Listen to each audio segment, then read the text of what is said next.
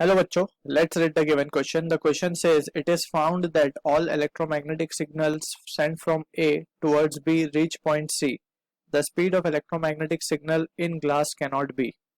Alright, so option हमें given है A 1 into 10 raised to 8 meter per second, B is 2.4 10 raised to 8 meter per second, C is 2 into 10 raised to 7 meter per second and finally option D हमें given है 4 into 10 raised to 7 meter per second. Alright so हमें basically ये बताना है कि speed glass के अंदर glass के अंदर स्पीड इलेक्ट्रोमैग्नेटिक सिग्नल की क्या नहीं हो सकती. Alright so for that we have to first understand के exactly what is happening over here.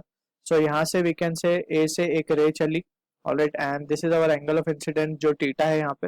And from the figure if अगर हम मान ले कि radius of circle is R, so हम बोल सकते हैं this is isosceles triangle and ये 90 डिग्री है, so this has to be 45 degree over here. So in the question it says के जब वो A से B पे जाए और B से it is sent from A towards B reach point C, the electromagnetic signal in glass cannot be. Alright, so यहाँ से basically we can say के ray यहाँ पे B पे touch होने के बाद it should go to C. Alright, so this is the case of total internal reflection. ray को बाहर नहीं आना है. Alright, for this we will consider the case of total internal reflection. So we can write for total internal reflection. हम जानते हैं कि जो एंगल ऑफ इंसिडेंस होगा वो क्रिटिकल एंगल से ग्रेटर होना चाहिए. Alright, so this is the important case of total internal reflection.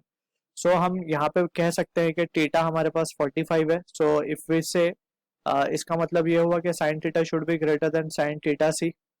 Alright, और sine theta C is nothing but it can be written as 1 over mu, जो कि हमारा critical angle का फॉर्मूला है.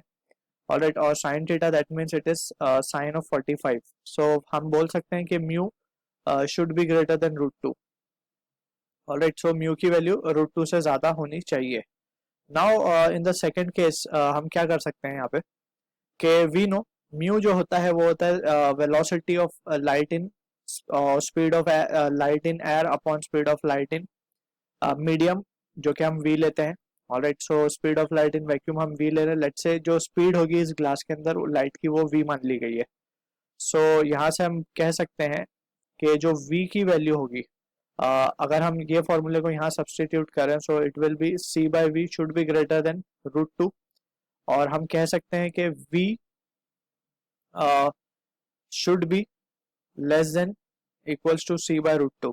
Alright, so from this expression we can say c की value हमारे पास 3 into 10 raised to 8 है और divide by 1.41. रूट 2 की value is 1.41. so we can say v should be, that is velocity of light, or we can say electromagnetic signal in this case, should be less than 3 into 10 raised to 8 divide by 1.41. so जो कि answer आता है कि v की value less होनी चाहिए 2.13 into 10 raised to 8. Alright, सो इससे कम होनी चाहिए, इससे कम होगी स्पीड की, that is speed of electromagnetic signal in glass should be less then 2.13 into 10 raised to 8. सो इसमें अगर हम केयरफुली एनालाइज करें, सो ये वैल्यू इससे कम है, ये वैल्यू भी इससे कम है, ये वैल्यू भी इससे कम है. Only this is the value which is greater than this value, जो कि पॉसिबल नहीं है. So we can say option B is the right answer to this question. Alright, so I hope you understood it well. All the best.